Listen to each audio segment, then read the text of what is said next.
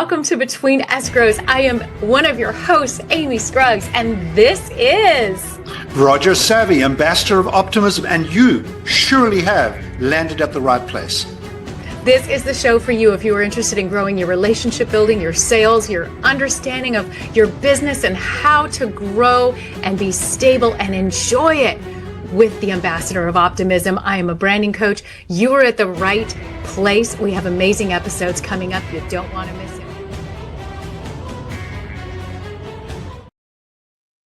There she is.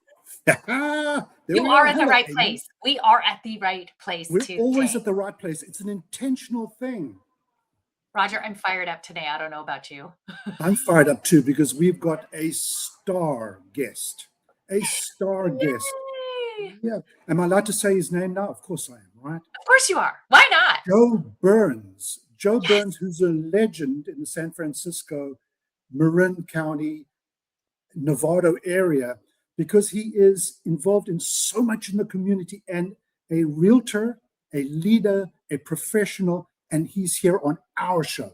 Yes. And as much as I'm sure all of you following and watching this, love Roger and I, of course, but it is always really great when we find other like-minded professionals who are willing to come in and say, yes, I want to share. So this is literally nuggets of amazing wisdom. If you are in any industry, it doesn't matter. You're going to learn about leadership and how to persevere and how to represent yourself and how to build and grow, not only as a human, but as a professional. If you're in the real estate and lending industry, you better get your notebook, take some notes, and be ready. Roger, why don't you share a little bit about Joe's background, just who he is? And I want to bring him in because we don't want him to run away in the waiting room. Yes. Joe has been in this industry of lending, in leadership, in corporate, in civics, in real estate for about 35 to 40 years. And he has learned so much about the professional that just starts, a novice, a rookie, and all the changes that they go through to become the Stallion. They start in as a mule and evolve. And he has been part of that evolution in so many professional realtors, loan originators, civic people's lives. And I'm so excited to gather that wisdom from him today. Without further ado, there he is. Welcome, Joe Burns. Well, thank you, guys. Appreciate it. It's absolutely fabulous to have you here. And so I'm just going to dive straight in with your permission, Joe. And absolutely. Let's do this. Okay. Joe, let everybody know that live with us, you can make comments. We would love to hear from you. If you have a question for Joe or for Roger or myself, let us know what you're thinking and that you're here joining us and where you're watching from. We'd love to hear from you. We would love to hear that. You're absolutely right. Joe, you've led city government, business, sports, volunteer organizations, and of course, real estate, where I got to meet you. And across all of those environments, what is the one truth about human nature that you've learned never changes? The one thing I think, I think it's what we need to always have both in business and our personal life. It's curiosity. It's kind of, we know it's a skill that needs to be honed and it needs to be nurtured, but it's also, I think, lives in all of us and different areas bring it out. And I find that I succeed better when I'm curious about something, and I work better with people when they're curious about what we're doing. So I really see that in curiosity is fairly broad, I think, but in that lean in, like, well, tell me more. What does that mean? How do I get better? What is the next step? Those drive both leadership and the audience that you're leading or speaking to, I think. Right. So if I had to think of one thing on the fly. No, and that makes just perfect sense, Joe. So does that mean action comes first or motivation comes first? I think it's circular almost. I think some people act and then they're motivated to see what change they have to make and act but you need to know, you need to kind of get a taste of something before you're motivated. So I think there might be an action before the motivation, but the next steps is always what is so interesting in that motivation. And looking at it from a sports angle, which I do often, unfortunately, put that parable into a lot of things. You see a star high school athlete who transitions to college. That transition, their blink moment, really, when they start that next level, is what's going to drive them for those next 4 years in college and then the next 8 years in the pros. It's always that as soon as you go up a level, what motivates you now to get to the top of that level, from high school to college to pro to veteran pro, wherever that is, you take that next step and then excel through that platform that you're on. There was a lot of wisdom in that. And Joe, I'm going to give a little philosophical opener and then jump into the first real pithy question about real estate, because you've spent almost 40 years helping people grow, right? In business, public service, you've done coaching, real estate, and across all of those experiences, what have you learned about human potential? Why do some people continue to grow while others seem to get stuck? The growth mindset is something that I think is really just at the start of our evolution on where that goes with artificial intelligence and all the other things on the horizon that will break down the intellect. The growth mindset and the emotional maturity is really what's going to lead that next chapter, I think, both in business and personally. And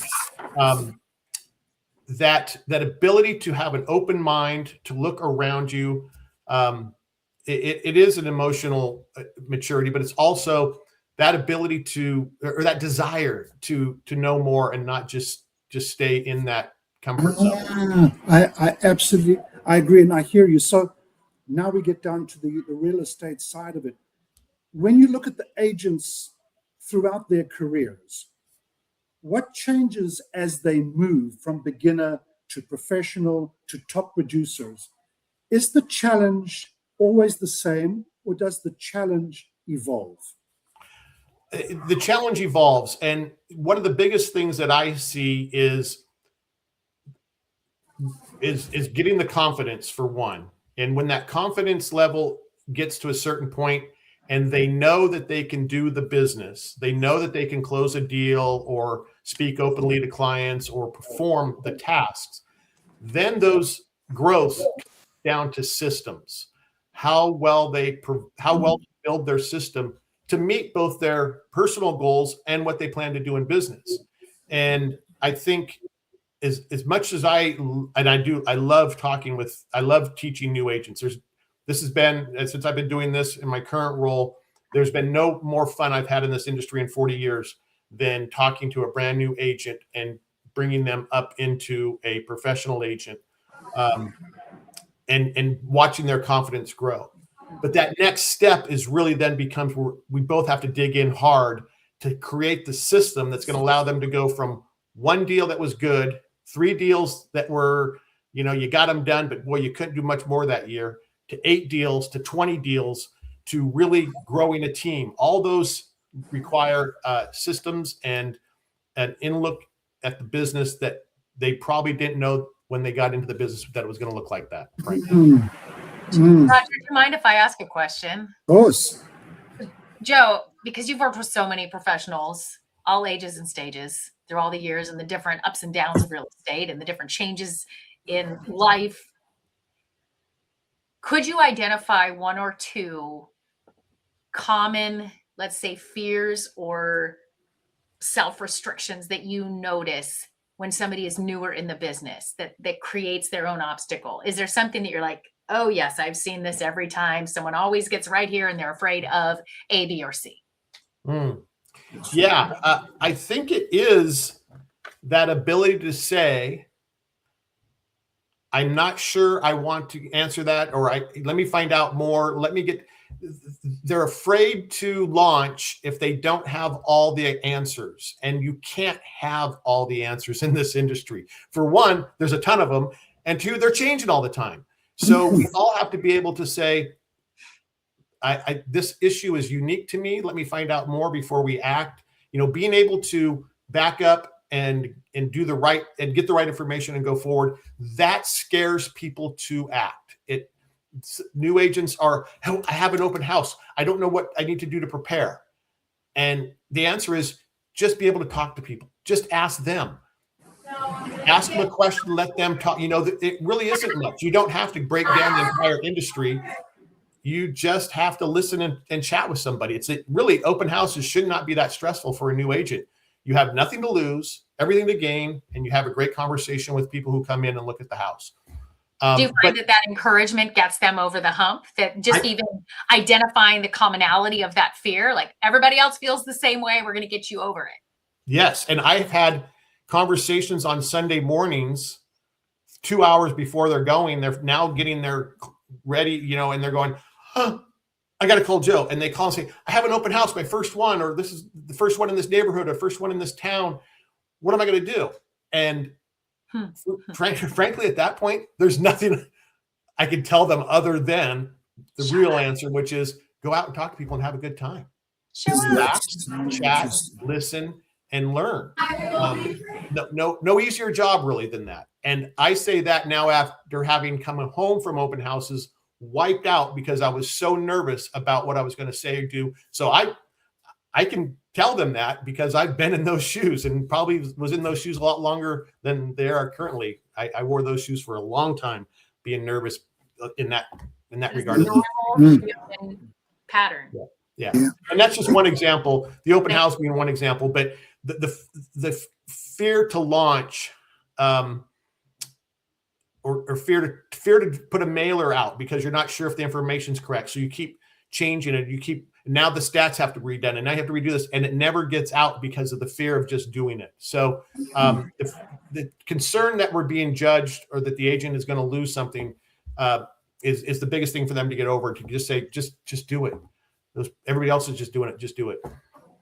So I heard what I was interpreting as you were speaking is that you endeavor to give the rookie, the novice, the assistance in finding their voice, that leadership is actually about being a good listener rather than being the microphone, right? Just by asking great questions and listening, they can get over that hump. Is that what I heard? I think that's what you heard in that. Being a good leader and a good student requires listening.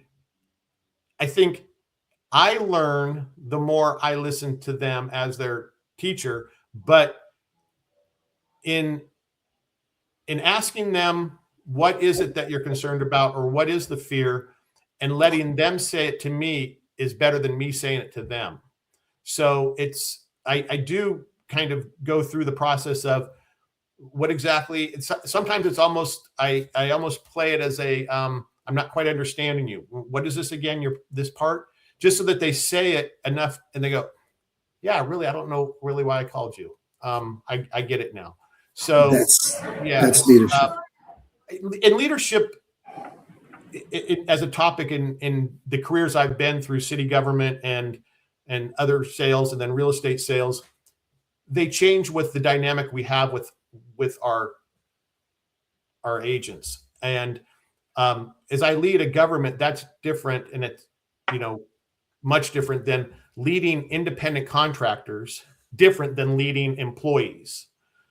Because you have different expectations and different requirements on how what you get out of them and what you're really allowed to require from them. So I find that leading a real estate professional and mentoring or teaching this business has a much different approach than when I was in a media company selling and marketing newspaper brands in a certain area, and having employees that were for editors, publisher, writers, advertising, sales.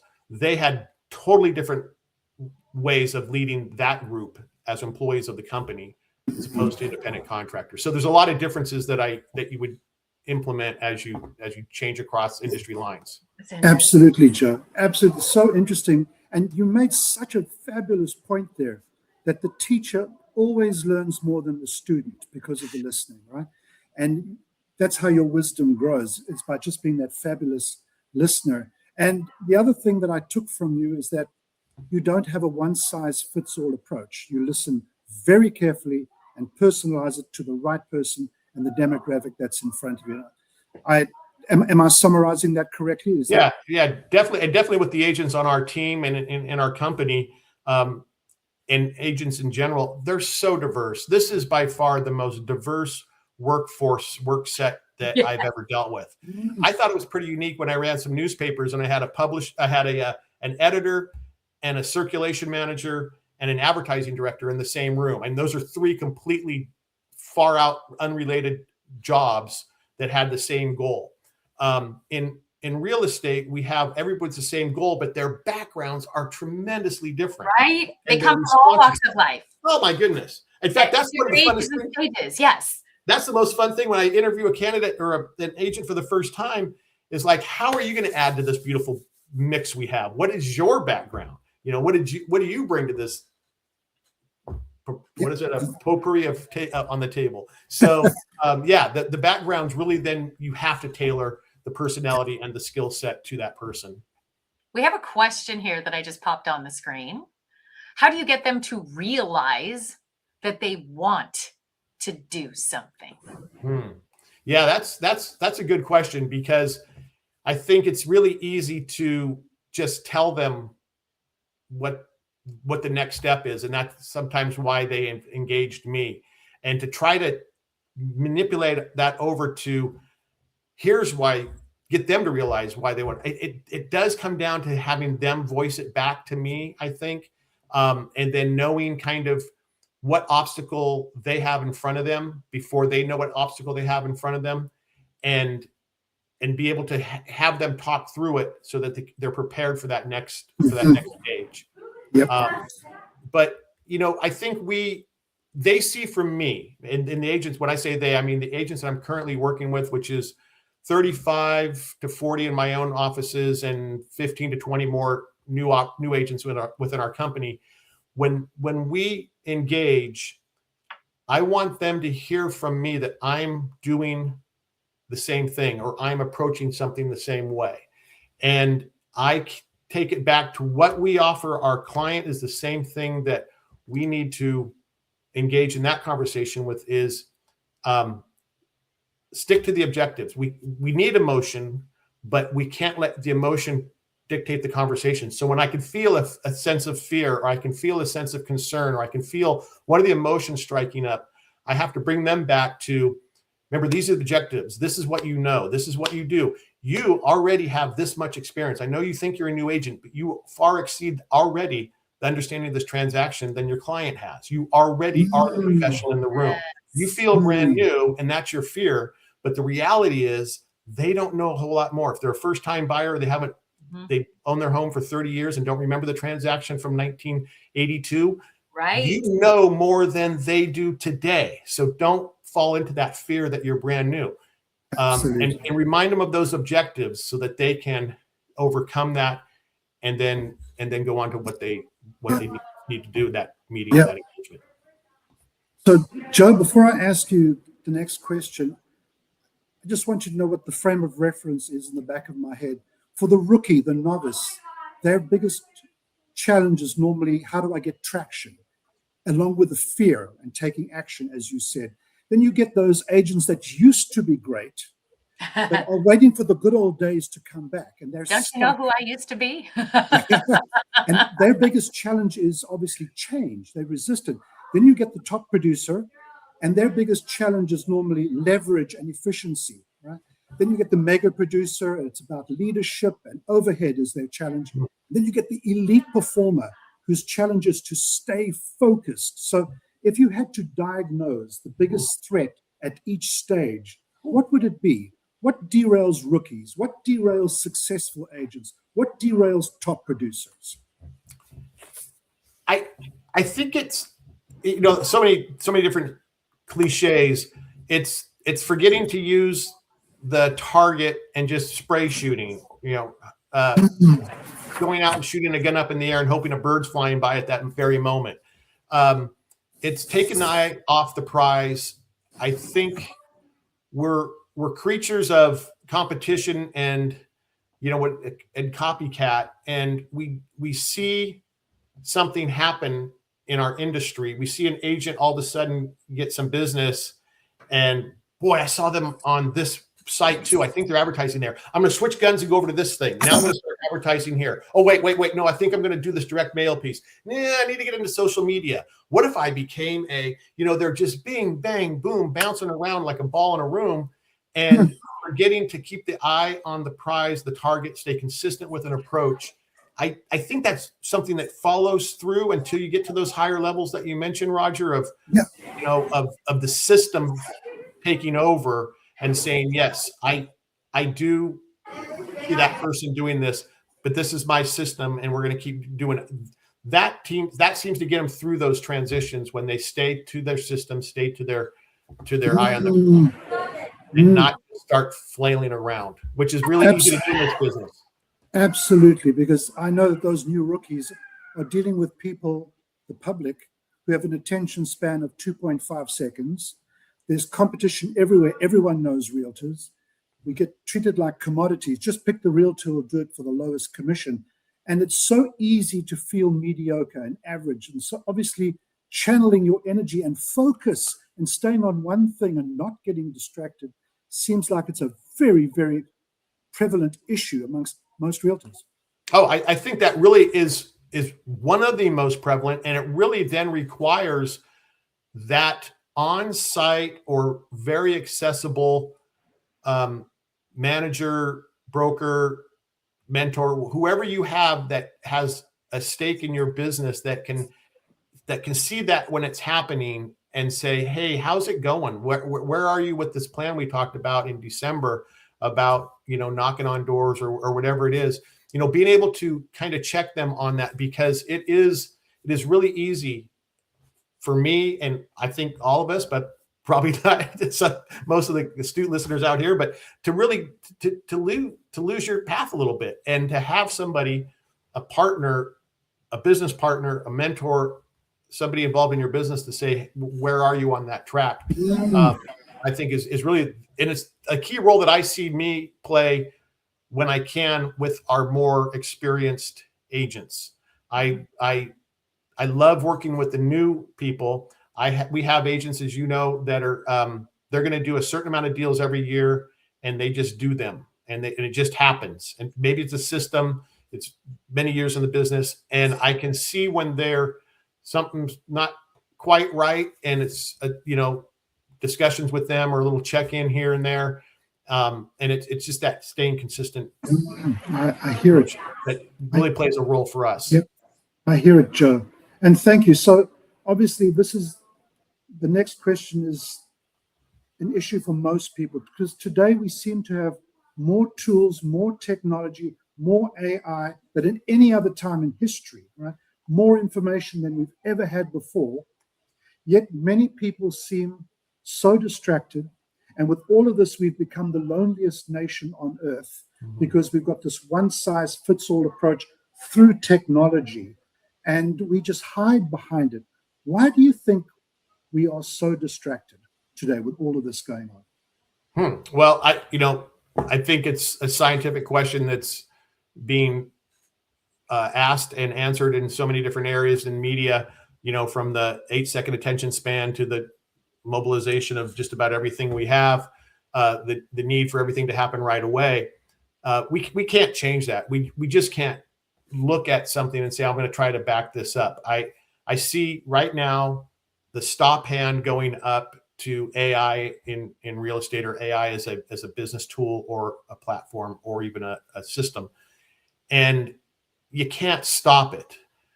So we have to kind of then go back to what the skill set that we do have, and the skill set that can overcome this informational deluge is the ability to have your emotions managed and in check and process it on your own.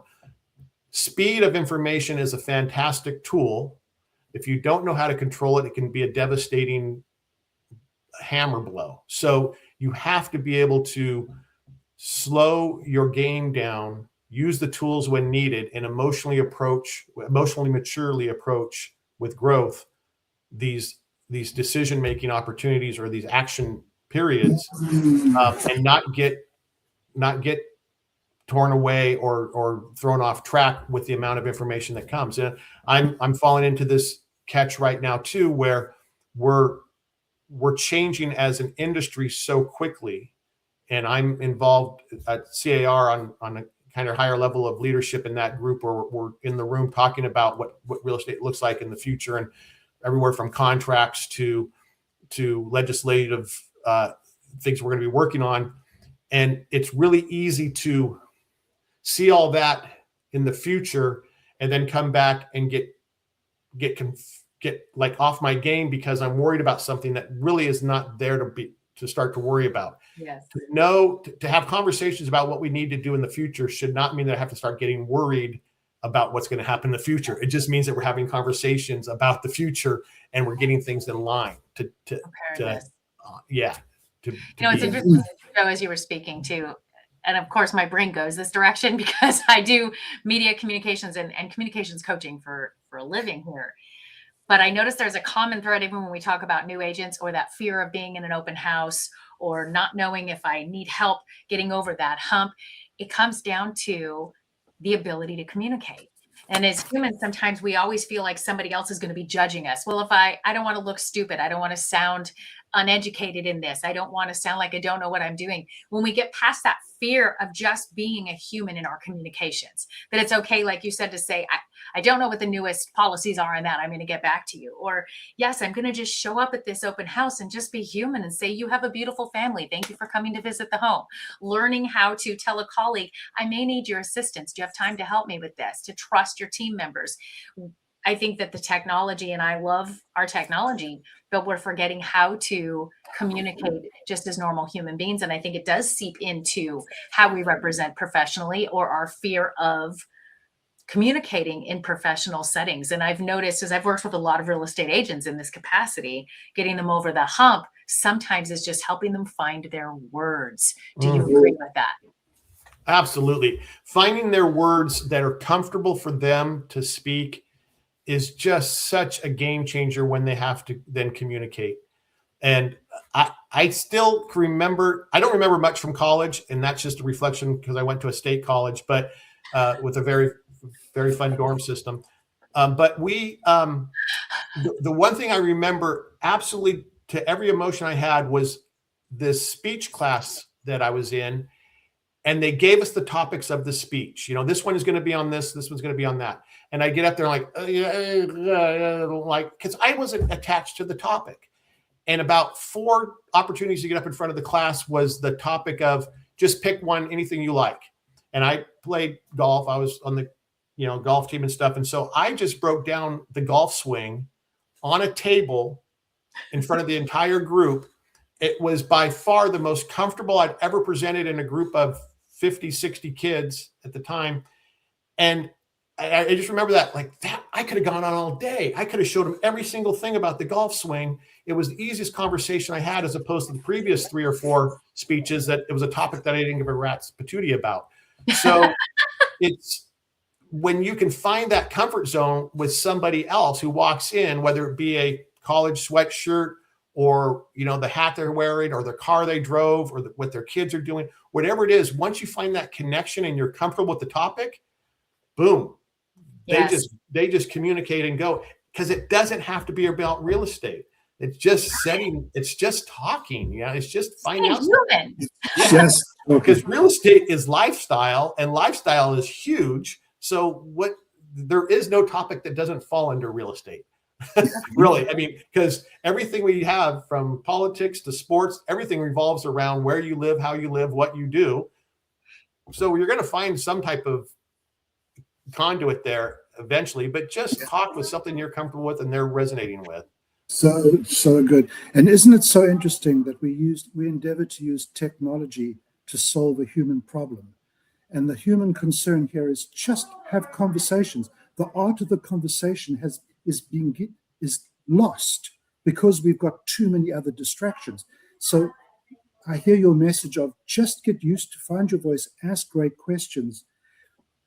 And if success leaves clues, what are the highest performing agents consistently focused on, Joe, that everyone else seems to overlook? well, first I'll say it's not what most people think is the obvious, which is a monetary gain. I think, we have so many goal processes that say, here's what I want to make. How do I get there? I'm not sure a lot of agents wake up and say, this is the dollar amount I have to hit. I do think they need wins. I think they have high level objectives, goals. I'm not saying that they're not planners. They are. That is what I try to bring down to the newer agents or the mediocre middle range agents is, if you're chasing a dollar right now, good, have that goal, have that, like, I need so many thousands of dollars to eat this month. That's relevant. And Roger, I love yours. When is the rent due? It's due today. Yeah. In fact, it's due today. So, that is exactly what they have. But when they're setting that, what's making them motivated, I think it's getting other wins as well. And when I'm working with a brand new agent, I say, you can't be happy with only 3 wins this year if your only win is a closing. Your wins have to be more than that. You need more wins. So make sure that when you get a response to this, that's a win. Celebrate it. Come home that night, celebrate. Do a little, have a little scotch or something. Do something that says, I had a win today. And then I think as you go higher up that success level, you have more and more wins. They're not always monetary. There are some that are monetary. We know from all sorts of industries that it's not just a raise that motivates your employees. It's, the pat on the back, the good word, the idea that you're doing something bigger. All those things play out for top producing doing something with a purpose. Yeah. Work with purpose. That's so huge for so many. Yeah. And have them remember the clients that they served. I mean, that's, look back, those people are their kids. We see it in social media, right? Kids are doing wonderful in high school. Like, I sold them the house. Yes. I played a role in that kid succeeding right now in lacrosse because they live across from the high school. Yeah. In a house that I know they never did the sewer lateral, but still the kid's doing wonderful. They're in the living business, helping people live. Yeah, we're in the living business. Absolutely. Yeah. Great, Amy. So, Joe, I charge extra for that. Yeah, I try to have an account going. Just let me know what it tallies at. People want high income, and I've noticed that with my mentees that I'm coaching, the ones that become more and more successful are not just worried about high income, they're more worried about high income per hour. In other words, they've realized that 80% of the results come from 20% of the activities. So if they focus and channel their energy in the right activities, you can have massive income per hour, and then go and spend time with your family, go on vacation, just drop off, agreements and go on vacation again because they've channeled their energy correctly. I'd love to hear your thoughts on that.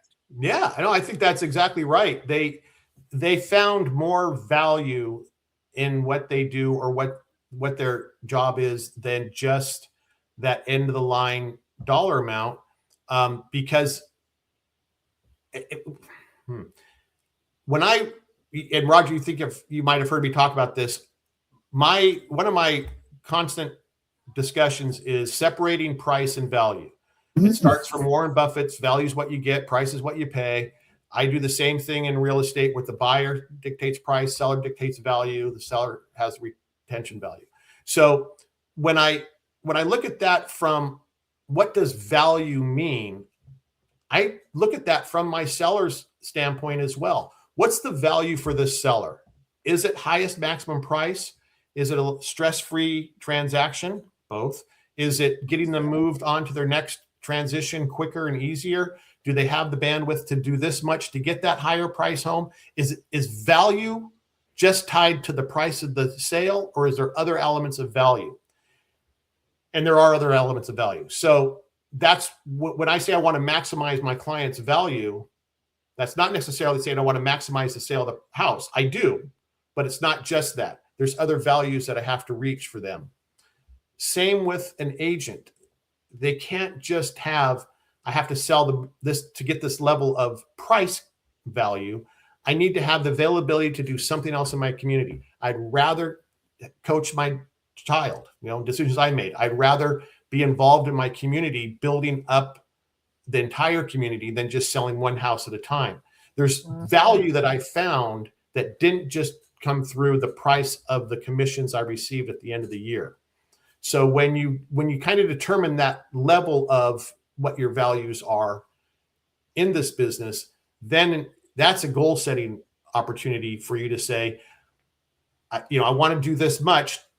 I do this much to afford me to make these other value options. And sometimes, that comes with a cost. Now I have to have an employee. To get to this next level, I need an assistant. Now I got to manage this assistant. And this assistant needs me to pull them around. And now I'm spending more time than that than taking my daughter to softball. What have I done? So you got to be careful with the value being just the price. It needs to be more than that. I love Absolutely it. right. Roger, for sake of time, we each get one more question. All three of us? Yes. Yeah. You can ask us anything you want. I would love it.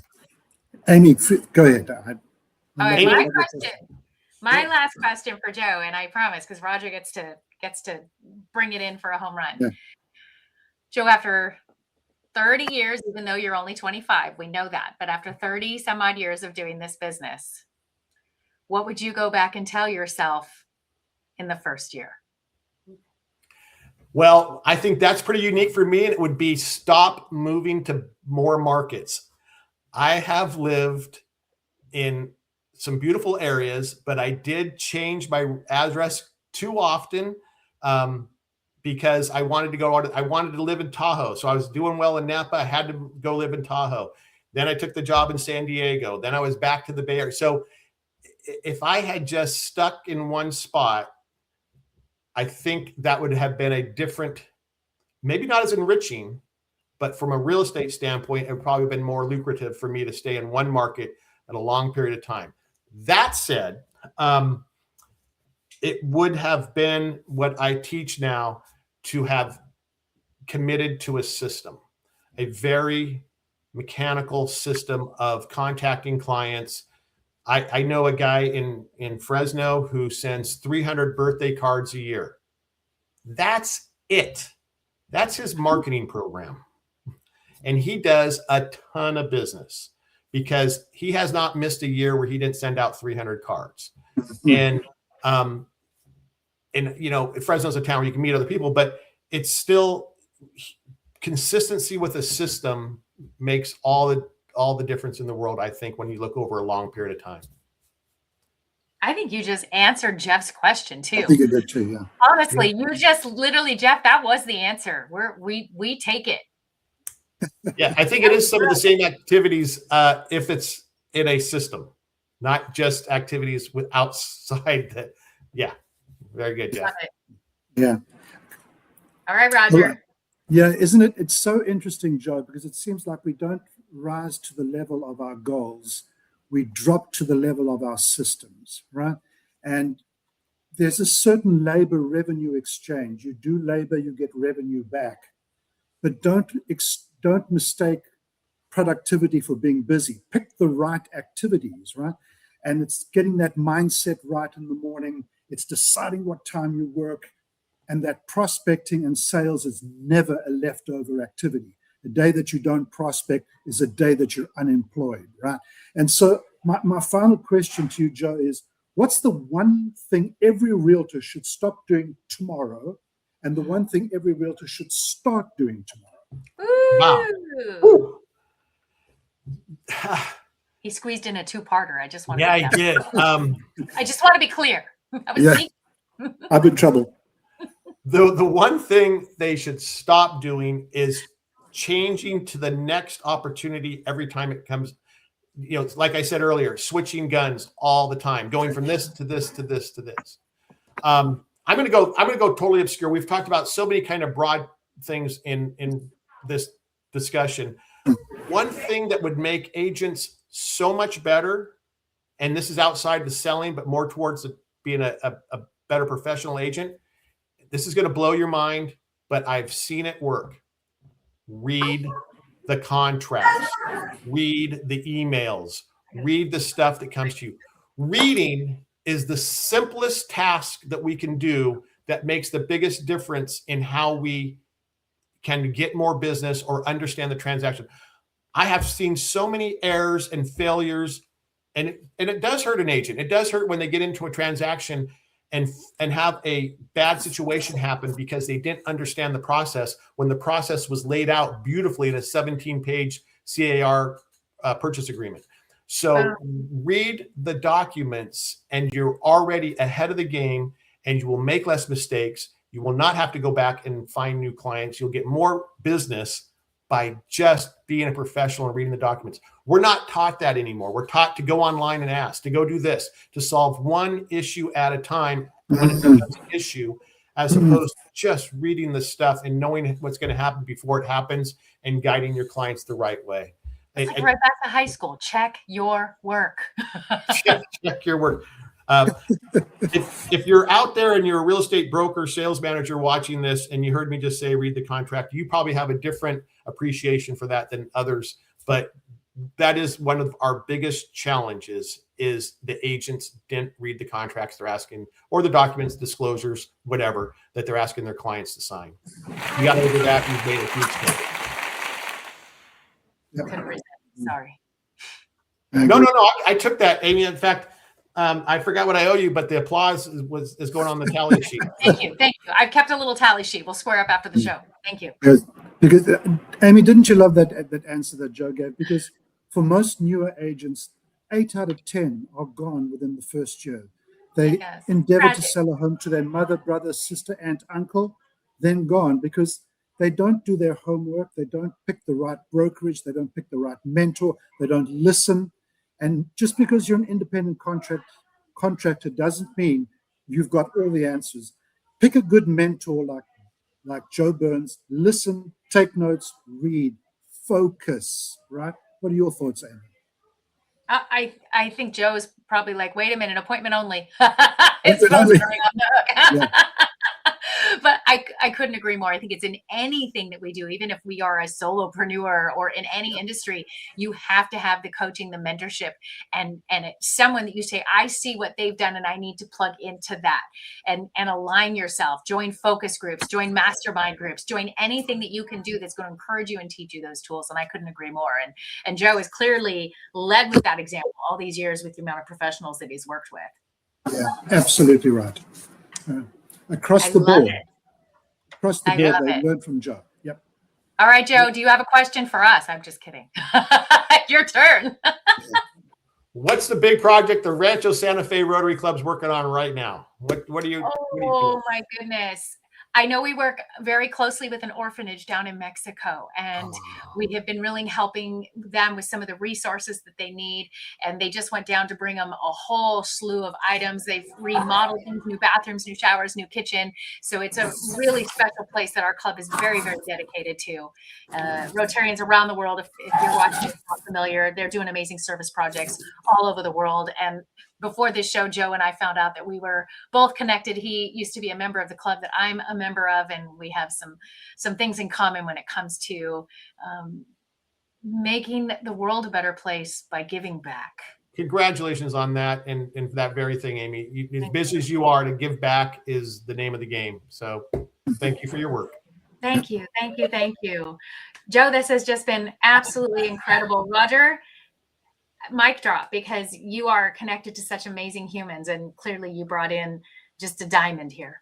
Yeah. Thank you. You're very welcome.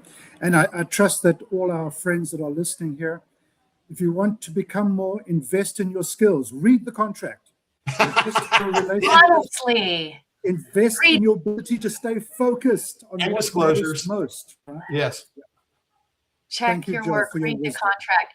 Joe, would you be willing to come back again another time? Because we are loaded with subjects and our brains are always on super hyperspace. Would you join us? Absolutely. And I'd love to give your listeners maybe updates with what's going on in CAR at some time.